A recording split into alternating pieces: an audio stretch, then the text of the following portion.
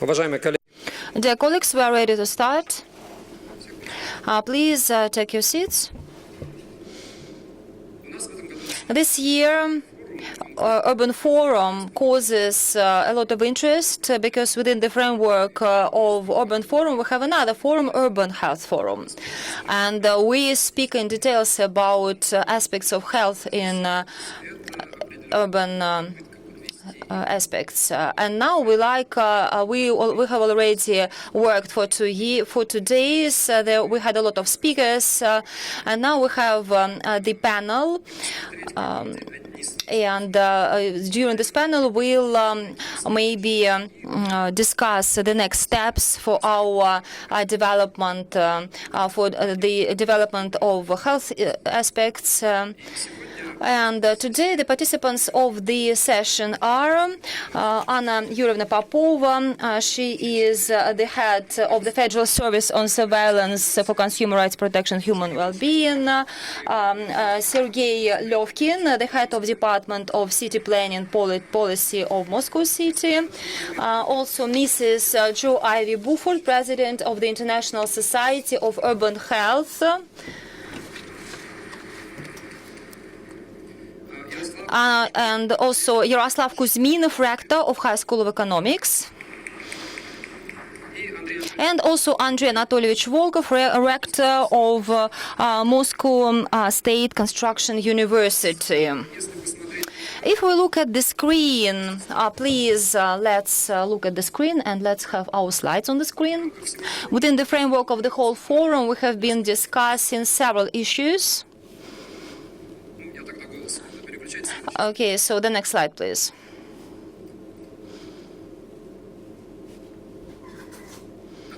Excellent. So within this forum, this is the first forum in the Russian Federation which discussed these urban health aspects. Also, we had 9 previous forums. We touched upon these aspects, and mostly we spoke about health protection of people. But now this forum managed to gather all specialists, designers, architects, scientists, researchers of all companies linked with city planning aspects, and now we can see how health care system can be, linked with all this, with all healthcare systems. So we have had 12 sessions, 14 countries, and 64 experts. So these people discussed all these aspects of healthcare and urban aspects. So here we can see that urban environment can be seen as a factor of health, and the city can have its own goals. When we discuss politics, what is more important, healthy city or comfortable city? So this can be some separate projects. What about investment potential, and what the further role of Moscow and Russia globally? Next slide, please. And here we have conducted several polls within Urban Health Forum, and you can see several slides. So please, Anna Yuryevna Popova, maybe you can comment on these issues. We asked people where in Moscow or in the city where you live, where you can have maximum discomfort. And this factor influences on health directly, and transport wins, public transport wins. So this is the biggest aspect of discomfort for citizens in the city. But to my surprise, many people feel discomfort at home. But it's already the issue not only of, a city, but also these are some other aspects. And so streets, hospitals, malls, these are places on which authorities can influence. Then stress test. What can we do to decline the level of stress in cities? Everybody likes ecology, green places, and maybe people in Moscow suffer from noise a lot. They they like parks very much. Then the development of public spaces. But my personal opinion that in Moscow we have quite a lot of public spaces, and during several years even more. And then the issues linked with the mental health. So this is maybe the topic not of the city, but culture of Russian Federation, because our mental health is quite special. So how should we develop? Next slide, please. So then here we can see diseases of the 21st century. So the changes of lifestyle of citizens, more movement, decline of stress. And here we can speak about personal responsibility, city responsibility, and the responsibility of authorities. So people worry about design of streets and space. They want to change environment and city space. But this urban forum, of course, we can discuss this within the urban forum. Also, sports facilities should be more developed, joint programs with employers.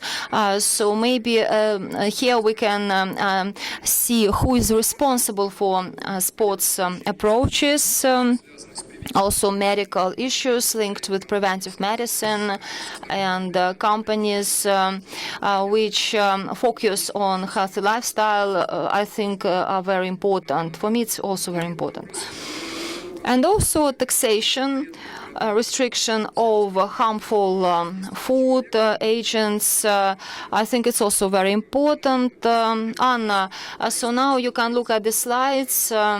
What is your opinion here, and what from the point of view of infrastructure can help us? What cities and authorities can do this? How can we cope with these problems which pop up?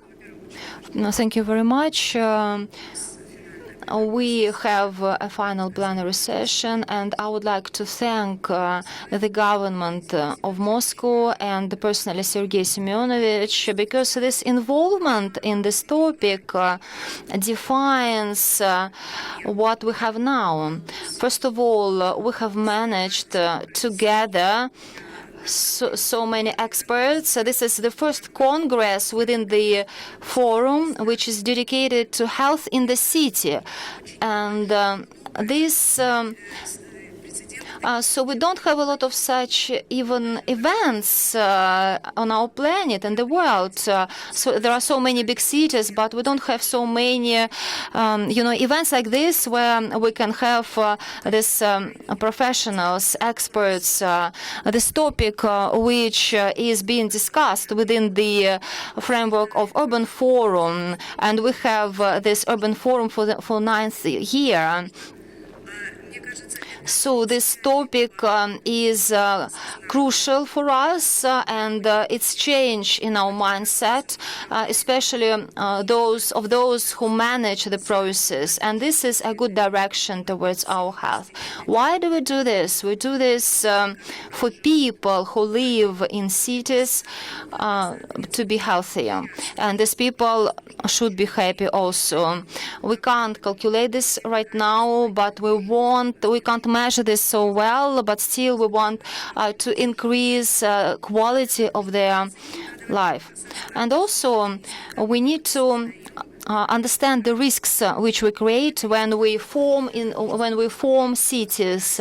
First of all, epidemiological risks, because we have so many people in one place. For example, Sheremetyevo Airport, Domodedovo Airport, a number of people at one point of time is huge. Okay, here you can see additional slide dedicated to the same aspect. You can see people voted for mandatory vaccination. Yes, look, so here 10,000 contacts per each person when he comes to work and he goes back from work. And also rush hour in subway. If one person has flu, so 10,000 people can have a risk of this disease already. This is a specialty of a big city.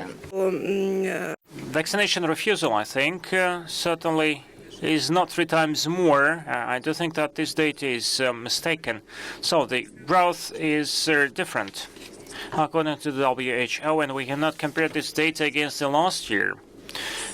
In Russia alone, we have 17 measles cases per 1,000, and in developed European nations, this figure ranges from 400 to 600 per million. So this is actually about what you have to know about healthcare in Russia. Mandatory vaccination and the liability for refusal, I do think that we may follow the effective legislation. There is no mandatory vaccination, but still 95% of people actually opt for vaccination. Let me get back to the risks of pandemics and the prevalence of epidemics. This is another factor. We have new epidemiological challenges, and we have to react to them. We have new challenges related to hygiene issues, quality of potable water, quality of air. Mosvodokanal, or the Moscow Water Supply Authority, provides water to Moscow and the Moscow region. So it means that we have to prevent a lot of risks, not to do any harm to the people. The same is true if we speak about non-infectious diseases or with some infectious diseases. The rate of evacuation of such a person or his isolation actually should be very big. So this person has to be isolated or delivered to certain health centers as soon as possible. Moscow Metro, this is somewhere where we have to avoid all the risks. First of all, we have to realize what risks we have. We have new risks, the risk to the mental health, and this was shown. The risks related to the fact that all the time we are trying to treat everything. So we are washing streets. We just treat Moscow streets with anti-icing agents. Moscow is not using sand, and we say that sand is actually very polluting because the particles are very small, and therefore they may penetrate into the human body because actually the sand, once it dries, it may translate into dust. And a man, consciously or unconsciously, says that he doesn't feel at ease where the space is overcrowded. He doesn't feel at ease in the shopping malls, in metro. We all like it when there is some free space around us. And so we say that there are certain risks pertinent to that, and we have to minimize those risks. Consciously or unconsciously, we pay a lot of attention to prevention. 55% of people say that all the actions have to be preemptive or preventive. Next slide, please. Doing sports. Now, previous slide, please. Yes. So 16% stands up for preventive, 14% opt for the campaigns, and sports also could be added to that figure. So we all understand that we have to be proactive rather than reactive in terms of how we address diseases. This is the very first forum, a very important one for us, and I do think that actually this forum ends with the following. We have to develop a new direction.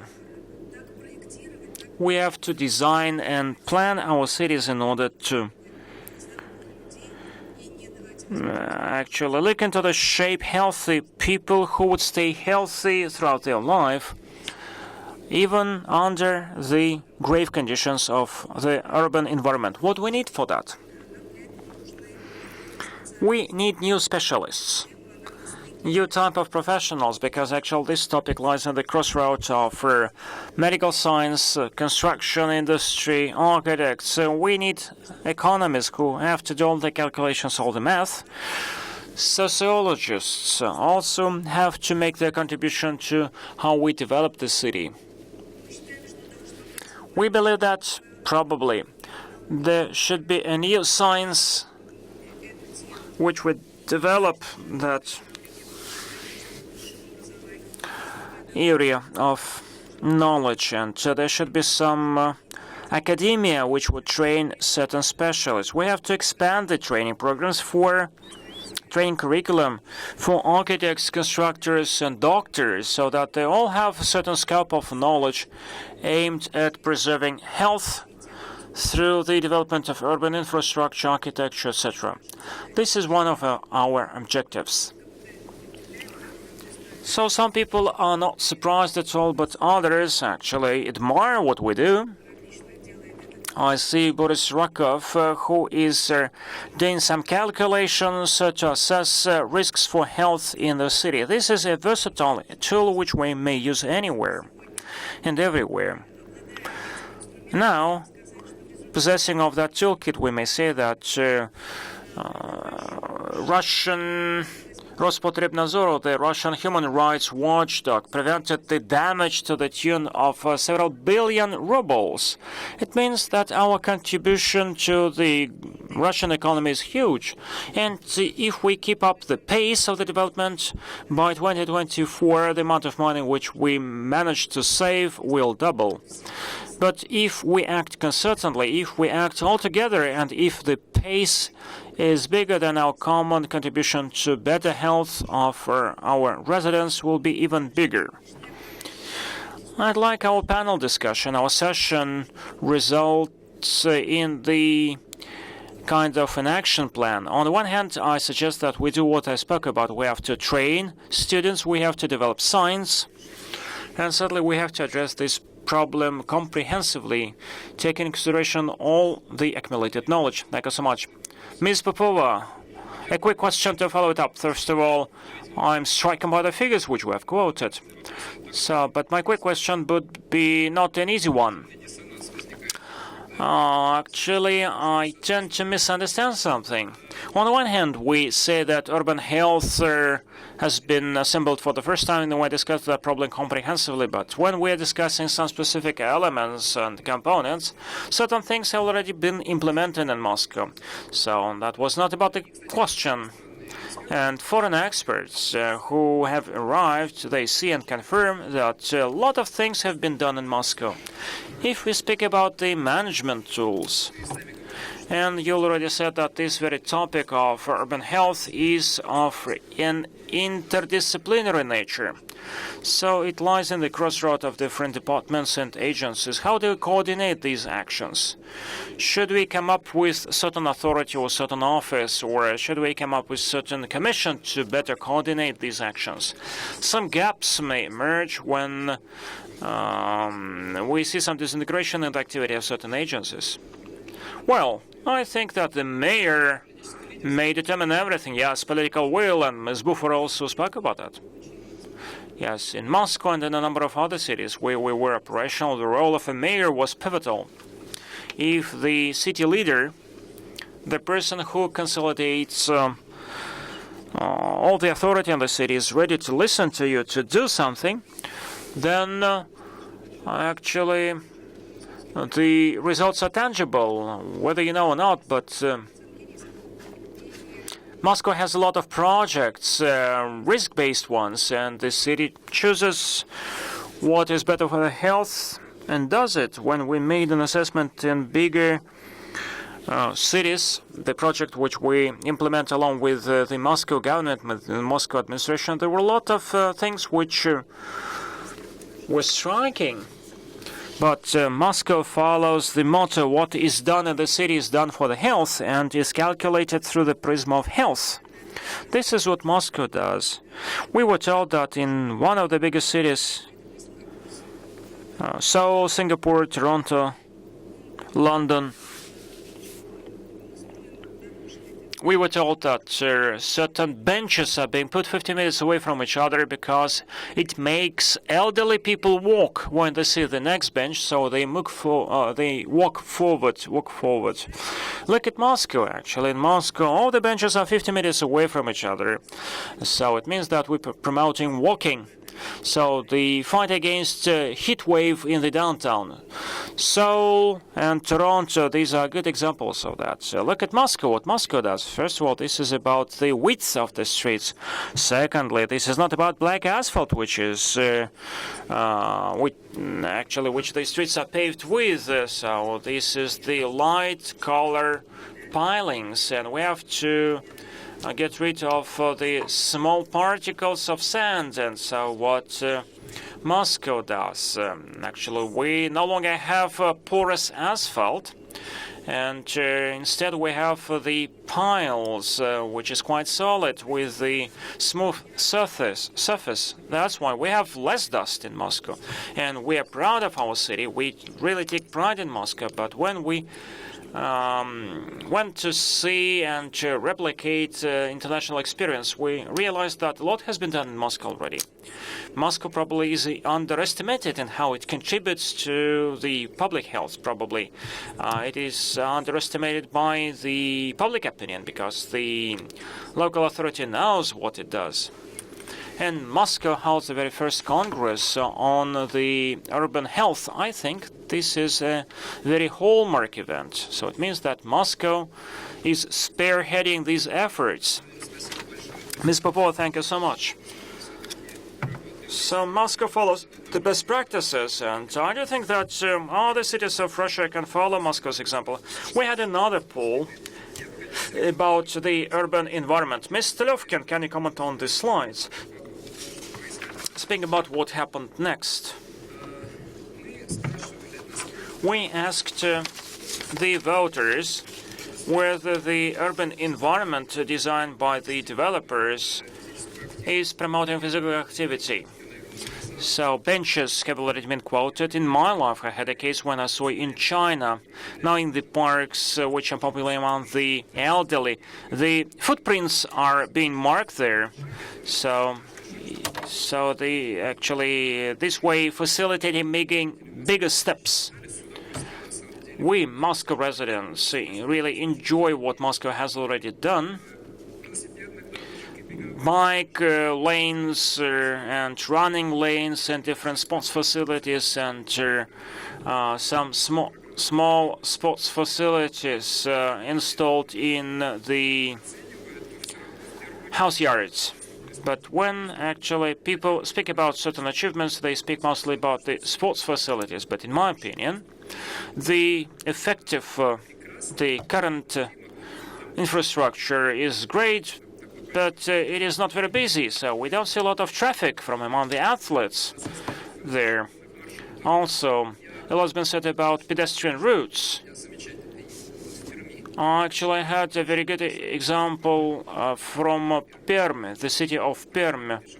Some tourist routes have been proposed, and actually you may download an application to listen to some guided excursion and walk at the same time, learning the history of the city and walking at the same time. From the standpoint of urban planning, does it influence something or anything?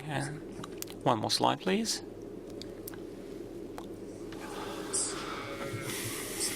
And that's a question of standards, health standards being introduced, some information campaigns, whether they're needed or not. And you see there are certain clear-cut answers in terms of tax facilities, how we can boost healthier policies acting through tax measures in order to promote active lifestyle. Is Moscow integrating those policies into its strategy? And if you highlight certain problems, it would be great again. Thank you so much. I will try to offer an emotional answer to your question. Last year, we, for the first time, raised the question of public health, something which actually was not very easy to comprehend in Russian. And it was just scratching the surface of the topic, because we are builders, we are constructors. I never learned anything about that, although always I looked at myself as a healthy person which does a lot of sports, but never thought about this connection between health and urban planning. This year, thanks to Ms. Popova, we all together decided to arrange a congress within a forum. It was a very appropriate decision, because we have brought together the best urban planners, the leaders, opinion leaders there. And now we see a huge concentration of well-known people, very experienced people who may come up with certain solutions and conclusions for the city. I do think that we raised the bar quite high. Prior to the discussion, we discussed it with Ms. Popova and told her what I think about our today's Congress. Really, other people joined our discussion, and Mr. Subyanin shared his comments.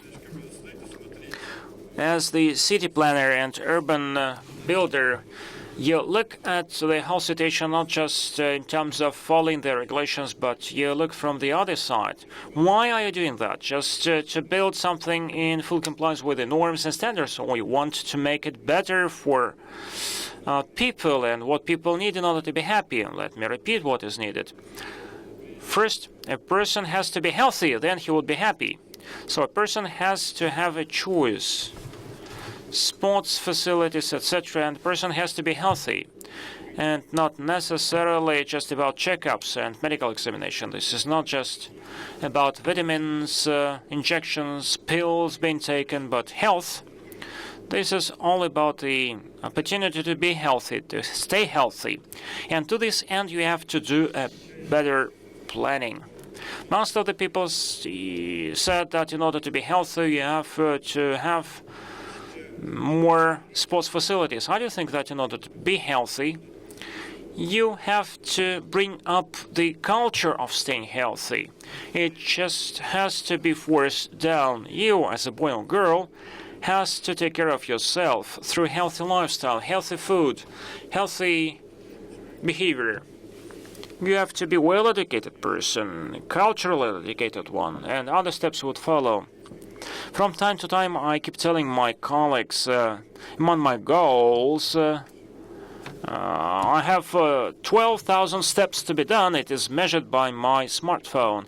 And usually I get out of the car and walk to my office, and I walk back, and the same thing I do at home. So I have no possibility to go to a gym every day, but at least I try to move. And healthy nutrition is another very important thing. So let me get back to the design issues.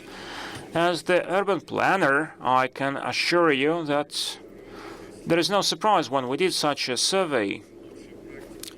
We replicated the best guidelines, the best methodologies, techniques, and best practices, and actually we chose the best indicators used to assess the urban environment which affects the health.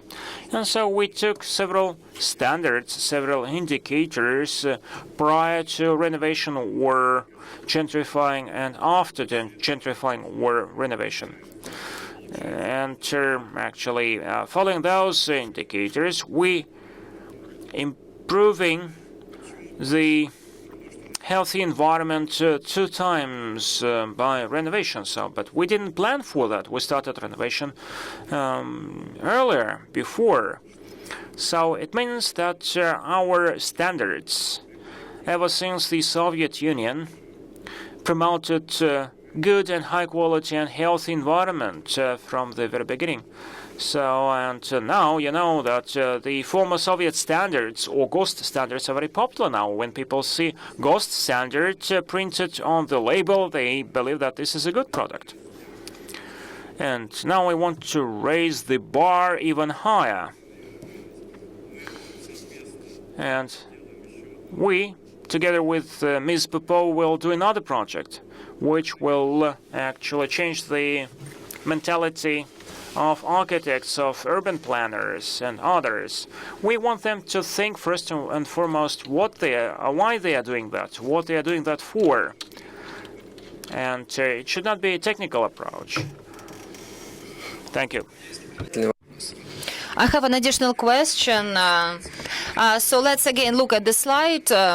And this is not a simple question. You can see 19% of respondents say that we need to toughen regulations, and we need some new regulations for architects. So they have to consider the standards of health and necessity of some healthy elements already at the stage of construction. And besides carrots, which we are speaking about, they so besides these tough measures, they also want something else. So for urban design, we have different stages, and we have also regional aspects. So we have to understand so how many steps should be to school, to kindergarten, to get there. So kindergarten, of course, parents go there with kids, and proximity to the next bus stop, for example, to the closest bus stop. Now I can say we have 300 meters till kindergarten. I offer to double this distance. But some people are against this. But if it's closer, it's cheaper, the distance. If it's closer, it's cheaper. Bigger the distance to the housing, so it's better for people, I think. But if we get a big complex, and still people should walk more, should enjoy life, So you support some additional regulations. Yes. Because here we need to loosen a little bit. The distance should be bigger for people to walk more. Thank you very much. We have already spoken about education.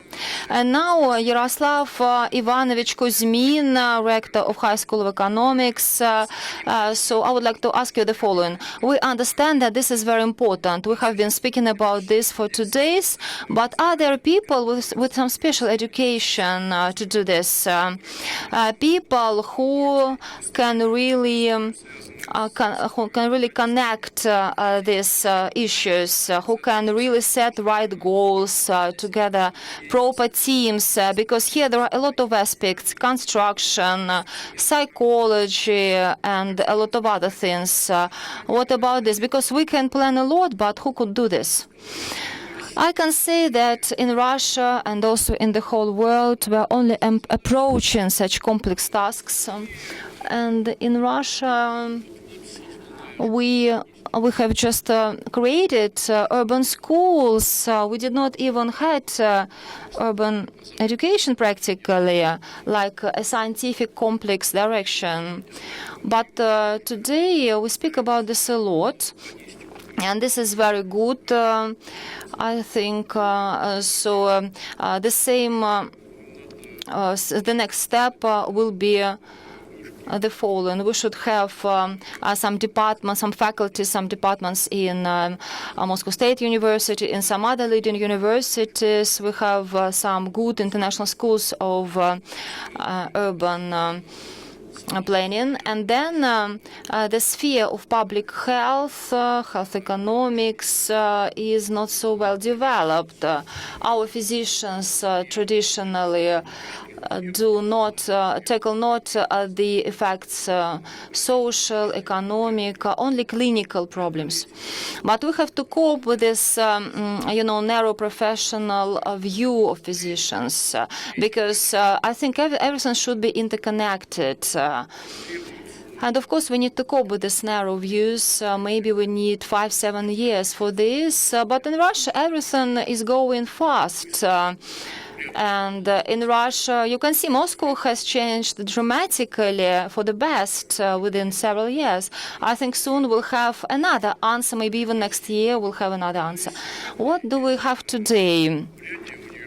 Today, in some universities, we have already such directions, and the models are used. So the models how city influence on health. Also, we have some data analysis in medicine and biology.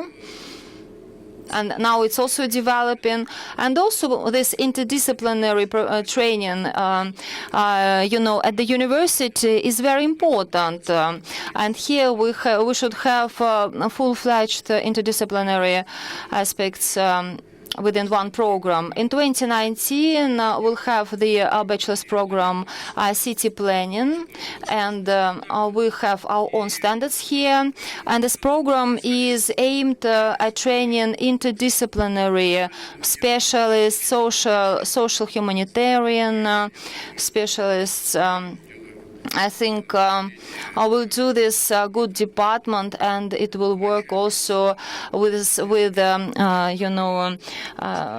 physicians. I think so. These universities will have people who can see the working place. So the first task of the city is to create jobs, job places. Where will you work? That's the most important question, because the labor market now is segmented in the following way. Lawyers, physicians, economists, they have very narrow tracks, very narrow directions. And only gradual city programs can help us. We could see good, understandable job places, and these job places should be known in advance, and it really can help us in all cities, in Moscow, Tomsk, and other cities. I think we need to change the attitude to urban programs, urban design, and these are not federal tasks, federal goals, because this program usually for cities which have also their own budgets. And the cities have these budgets, so they can do design of their future professionals, of future experts.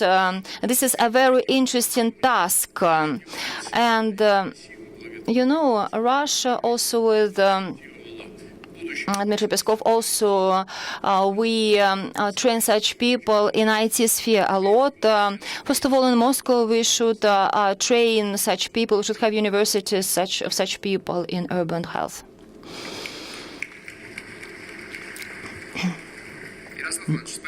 Yaroslav Ivanovich, thank you very much. Did I get you right that if Moscow government now will looks for such specialists, so now we have only one direction? This is High School of Economics. No, this is not only High School of Economics. Also, we have a very good program in St. Petersburg. And also, but it's so there is mostly focused on IT. And Andrei will say what we have in construction university. This is not the only place, of course. And of course, it's so we can't say that we have only one program for this because. We have good universities, and these good universities, they train people who can adapt, people who can really quickly adapt to new circumstances. And these people are very flexible. Yes, they have some analytical tools which are formed. For example, some people are physicians, some are economists, but these tools can also be flexible. This is the main theme of modern education. People are flexible and adjustable. And the situation is not so bad here when we speak about federal standards of education. And also, we will develop these federal standards. And when you plan this track at the university in High School of Economics, so who will be the main employer? the city or employers or companies. So we never think about employers. High School of Economics never makes employment, never is employing students. I think if it's a creative person, he finds a job quickly. 65% of our students already work from the third course. 80% of them, actively use the knowledge in their particular specialization. But this is also urban construction business and some architectural bureau and they also city services. So I name only some directions which are really interacted with this topic. But there are some other people who find unexpected jobs, so I would like also to mention, I would also like to thank Yaroslav Ivanovich. We have a lot of our postgraduates, and your postgraduates already work in our central office, and they are very successful. Thank you very much for your students. We are very satisfied with this high level of your professionals. I'm sure that we'll have even better students. Also, we represent doctors, medical community with Anna Yurievna. Also, we should have more medical people here. We'll come back to these educational issues, and I would like now to give the floor to Joe Ivy Buford. Joe Ivy Buford is the president of the International Society for Urban Health. And this organization develops these approaches globally. It's a non-profit organization, but it advocates these approaches, and so they have this. So they want these forums to be in many countries. So they work for the future. This organization has been existing for 15 years. The question now. So Moscow is involved in the international structure, and is it highly involved or not? And what about education? I think you meet this issue quite a lot. Where can we train the specialists? Thank you. First of all, I just want to again say how impressive this meeting has been, and I think as a nonprofit organization working globally and also locally in New York State, the New York Academy of Medicine, which I led for 10 years, it's very rare to have the mix of experts, academic experts, business community, and government in the same rooms talking with each other. If you try to organize these meetings as a community-based organization, you almost never get government participation, and it's very hard to get business participation. So I think the challenge for nonprofit organizations and community-based organizations is really having the opportunity that is offered by bringing in the urban health track into a meeting like this. So I want to say how important it is. I'll make a comment or two about education. I think I was really supposed to talk more about the community-based organizations and nonprofits. Let me just say that I'm speaking about this from experience of working globally and also working locally in New York and otherwise. And I think globally the fact is that nonprofits and organizations of civil society, community-based organizations, the terminology can be a bit confusing, have really exploded in the last decade or more. I mean, before largely UN agencies did their work, and they worked directly with national governments, and that was about it. And so I think we've seen a huge explosion of these organizations, some of it because governments were not doing what they wanted to see them do, and others because governments could not do what they wanted to do. And I think this is part of the engagement with UN agencies, which is different for each agency. I think on the more local side, I was wondering, curiosity, how many people in this audience are part of community-based organizations, nonprofit organizations? Raise your hand. Hi. Yeah, so I think this is a missing partner in this conversation, and the importance of government and business and academia inviting these partners in is perhaps a recommendation for next year. Because of the success you've had so far. A few comments just on the community-based organizations. I think globally and locally when we look, CBOs, NGOs are very often partners with government, importantly, providing services very often, serving as think tanks, serving as foundations, really providing resources that very often governments can't have, don't have, because of their availability of just funding and all of the demands that we've been talking about during this meeting. They also push government to do things.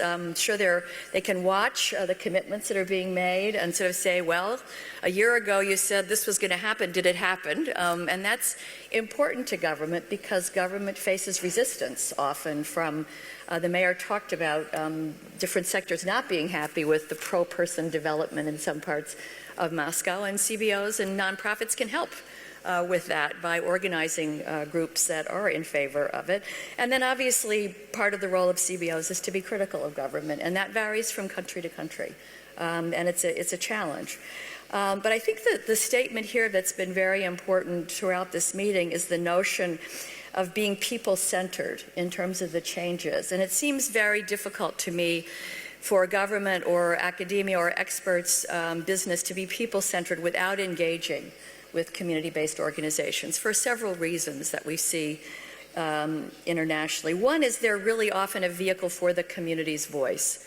In this day of social media, everybody can have an opinion on their smartphone, but it's pretty hard to organize them to get anything articulated that really can help to move towards consensus for action.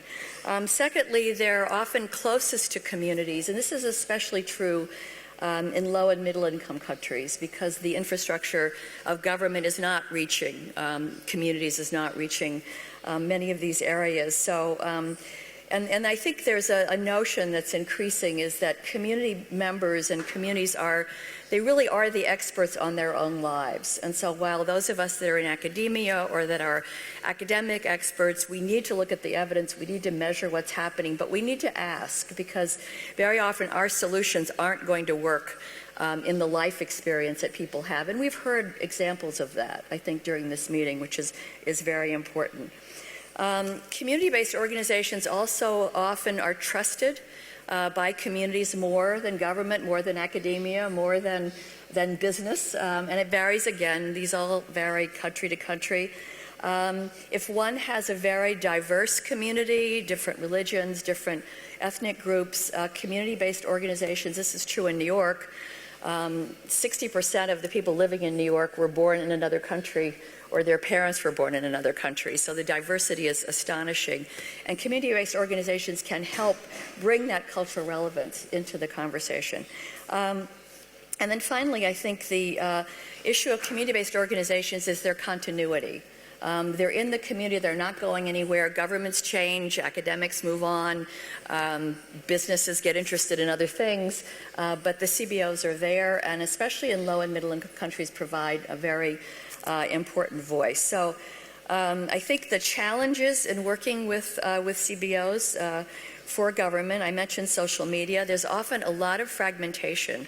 In the city of New York, we had 14 community-based organizations working on the problem of asthma in one community. And none of them are funded adequately, none of them work together, they're all competing with each other. So there's a phenomenon there that you really need to think about. And secondly, many of them don't have resources and they don't have the knowledge or capacity. So capacity building is an important responsibility to get them to the point where they can be good and responsible partners. So I talked about governance yesterday. It's been discussed how different it is in different countries. But CBOs, community-based organizations, nonprofit organizations, can be very important partners in governance, very often led by government, coordinated by government, but bringing that community voice and community concerns to the table. And I think this kind of a meeting, as I mentioned, is very important, and I hope more hands will go up next time. in this sector. The health topic brings people to the table in communities. Everyone's concerned about health and the concerns of health.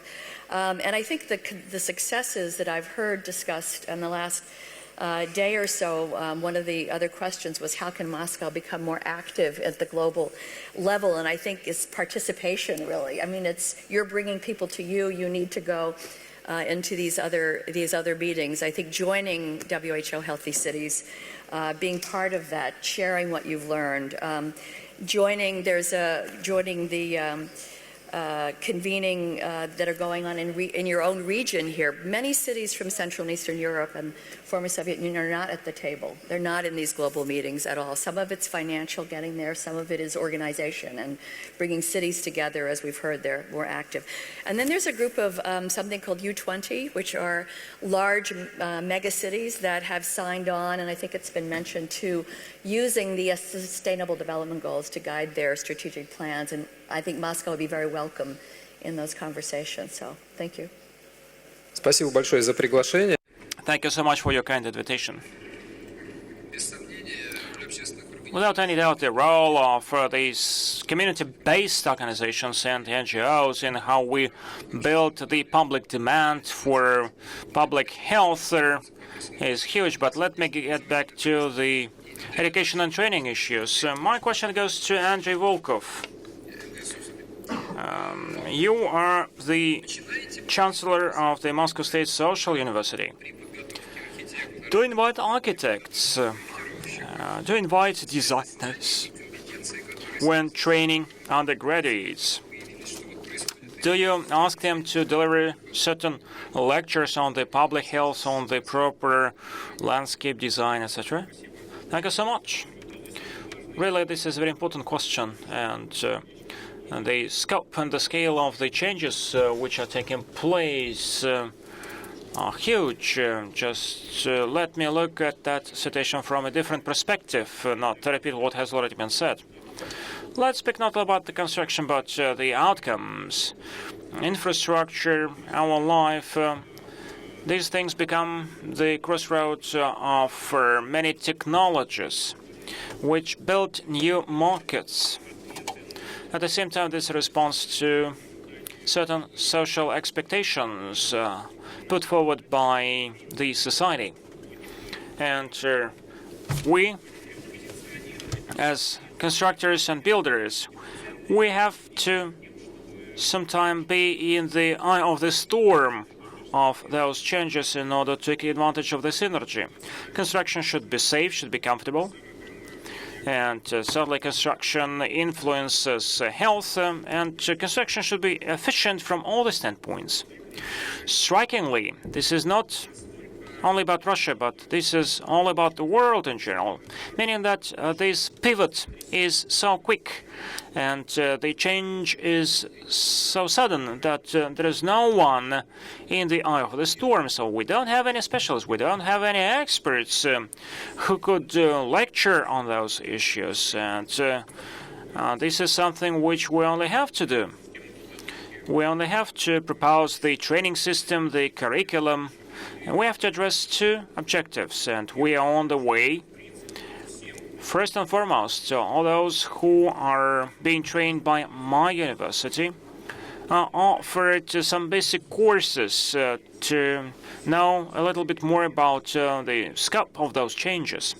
So it means that people have to speak the same language when they look at these changes, at these new technologies. At the same time, along with that, we certainly are speaking about training specialists on more narrower, so to say, areas on niche knowledge, so that we could meet requirements put forward by the city. We have several courses, educational courses, aimed at that. Unfortunately, our courses have nothing to do with urban health, but I do think that we'll come up with such a program very soon. But, say, things which were totally unimaginable yesterday already are coming true today.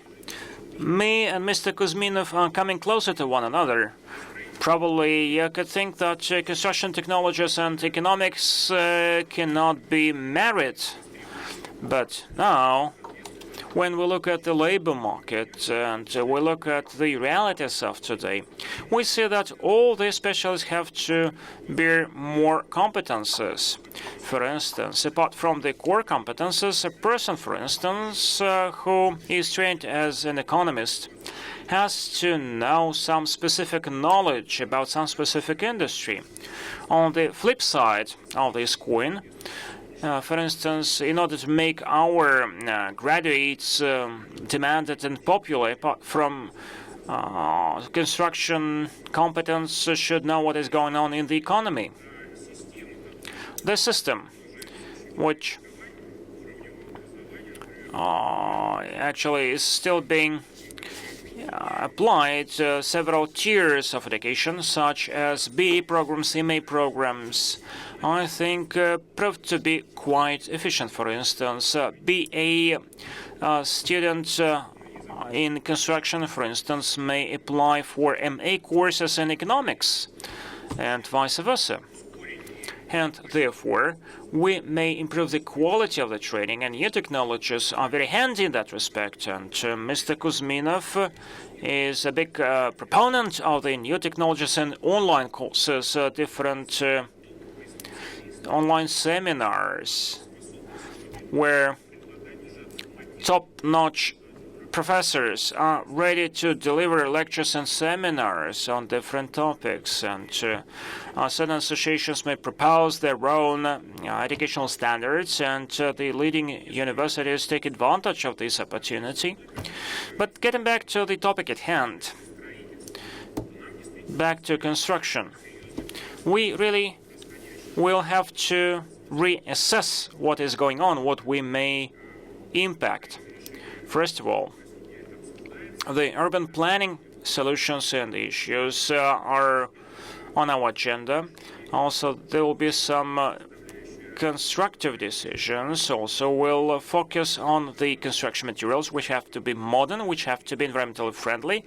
So it lies in the crossroad of physics, chemistry, and environment. Also, we deal with the buildings management systems, BMS, and we have to look at the whole process from a different standpoint, because operation now plays a big role. The operation should be as efficient as it was designed. And for instance, my university actually is no longer just a construction academia, but this is a life cycle university, because we take care of the whole life cycle. And one more thing which I'd like to mention, and I would like to thank Moscow and Moscow authorities, which actually is ahead of everyone. And my university has a good chance, stands a very good chance to be a paragon in that sense.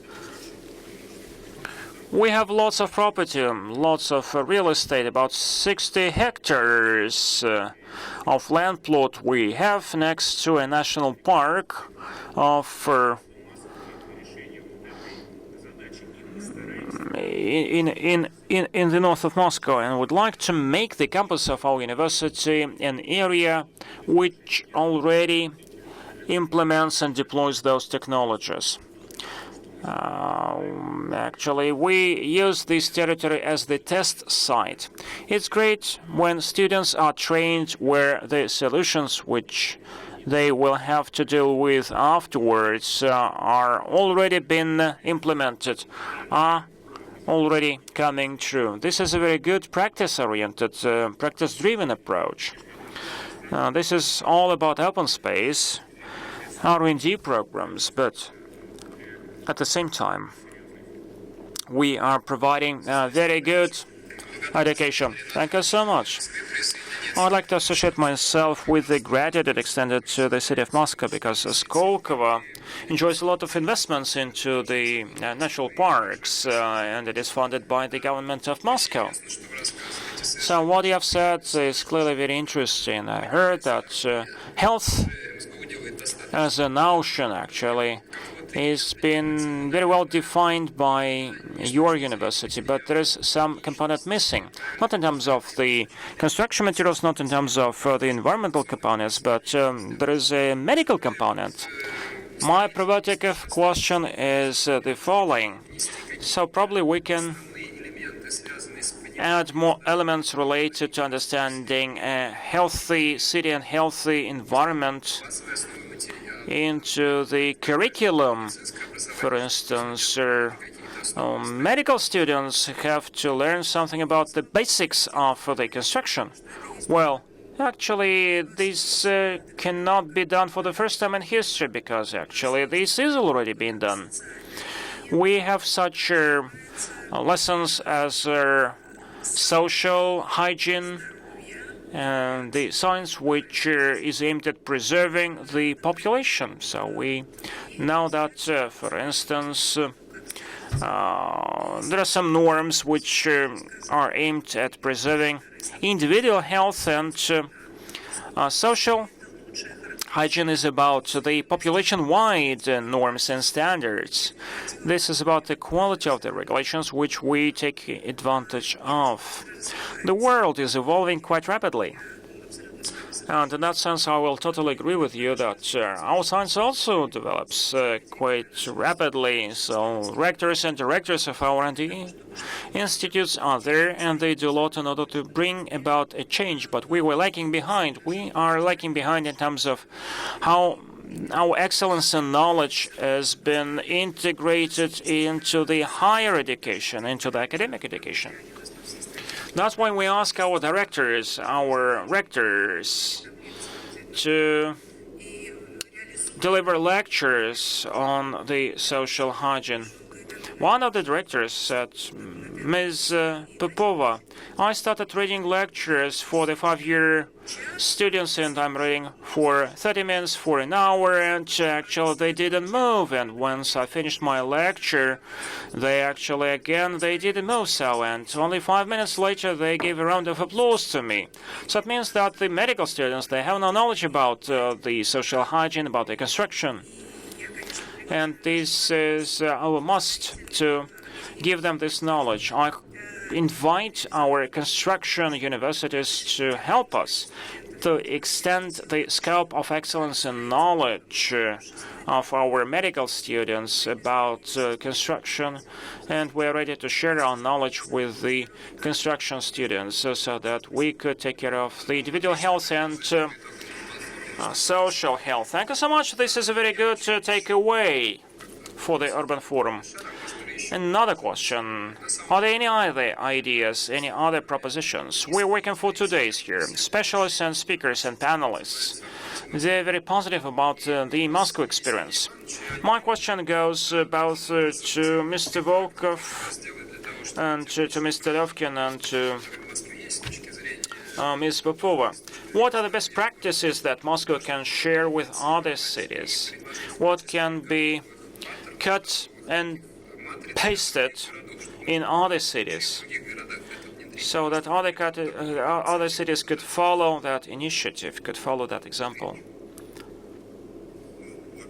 Mr. Levkin? Well, this is what is being done already. We have a lot of federal programs and projects, the ones which are being implemented by many regions. It was a surprise for me. Well, certainly Moscow does a lot about zoning, pedestrian streets, parks have been built, and over the last 5 years we have intensified our efforts. When the federal government opted for introducing the city renovation, where the city beautifying into the urban code, it was not a surprise for us. It has become a part of the city building strategy. Actually, they defined what is being actually done for quite a while already. So we are building a residential house, and it has to be surrounded by grass, by green trees, etc. Some parks, probably. So this goes without a saying. I'm supervising a project of a convenient urban environment. What Mr. Sobyanin, the mayor, does for the last 5 to 7 years, it is being included into the national project proposed by the president of Russia. And at the same time, Moscow has certain funds, a certain budget, and the regions which do not have these funds, they can just replicate this template without spending money on the design. What about the regions, sir? So, are the regions eager to replicate the Moscow experience? Yes, this is what they do. They all the time ask us to share our experience. Yes, and Ms. Popova keeps telling me that Urban Forum is a very good venue for the regions to find something new, to build their own agenda. Mr. Lovkin, so the Ministry of Construction, the regions are also quite active. National program is good. Ms. Popova, now let's speak about the social and public health. What regions are doing in order to improve the situation there? I do think that Moscow experience is being replicated quite widely. When the third ring road was being built, right now it has already been constructed, but if you remember, some time ago Moscow was different, but still we had to build another ring road, and a part of that big road goes next to some residential houses, and there were some public unrests, some demonstrations,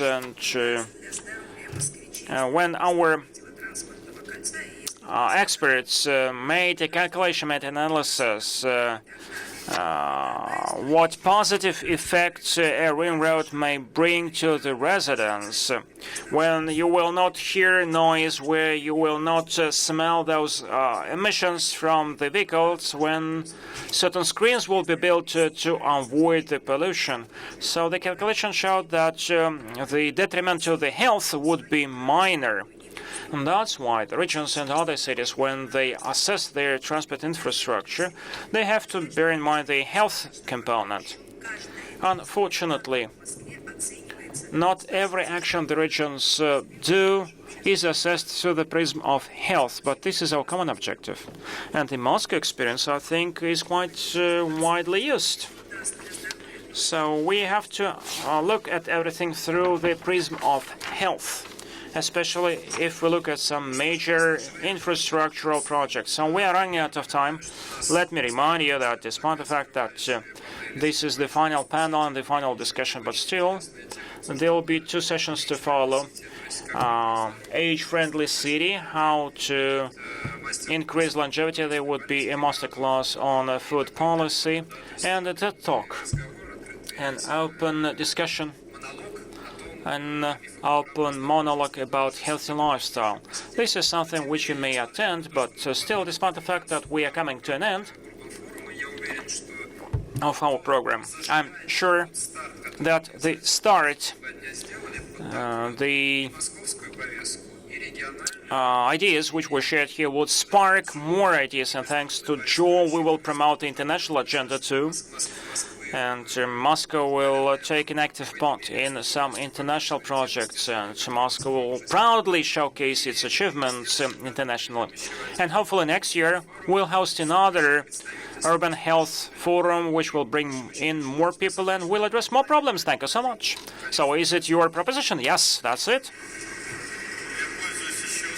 I'd like to take advantage of this fact. As far as we have video streaming online, the business part of the forum is over, but the entertainment and festivities will follow.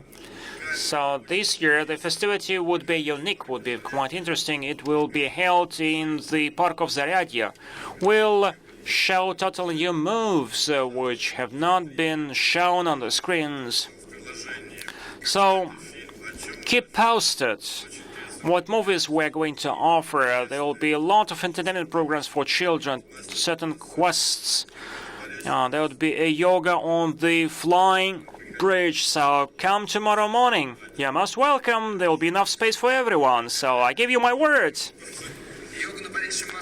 Yoga on the flying bridge. So this is about urban health, so most welcome.